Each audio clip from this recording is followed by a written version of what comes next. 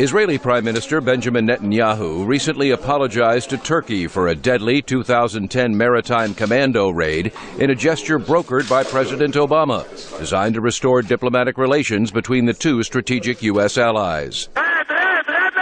The bilateral relationship severely deteriorated after 9 Turkish activists were killed during an Israeli attack on a Turkish flotilla bound for Gaza. Turkey accepted the apology. President Obama hailed the breakthrough.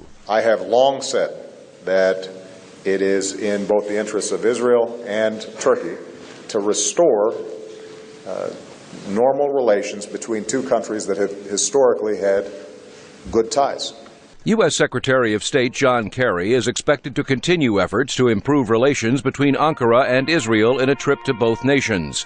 James Jeffrey is a former U.S. ambassador to Turkey who is now a visiting fellow with the Washington Institute for Near East Policy. Given the situation in the region right now, given Turkey's problems with Iraq, with Syria, and with Iran, and given Israel's very, very difficult situation with Iran and generally in the Arab Spring. So therefore, this is a very important strategic step.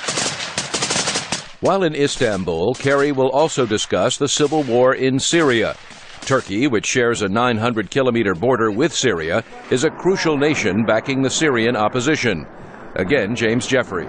This is a very, very good development, his going back to the region. It's very good that he's bringing Turkey in. It's not just Syria, it's also Iraq and it's Iran. These are very existential issues for Turkey, and we need to be better coordinated.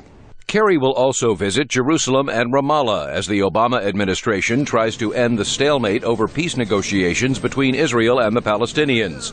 The Palestinians want a halt to the construction of Jewish settlements in the occupied West Bank, while Israel says talks should resume without preconditions. State Department spokeswoman Victoria Nuland.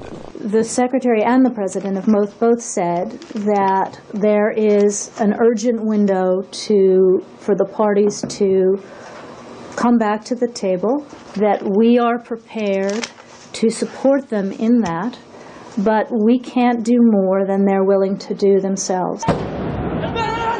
Palestinian protesters have been clashing with Israeli security forces over the recent deaths of 2 demonstrators and the issue of Palestinian prisoners in Israeli jails, issues likely to be raised by Palestinian leaders during Kerry's visit.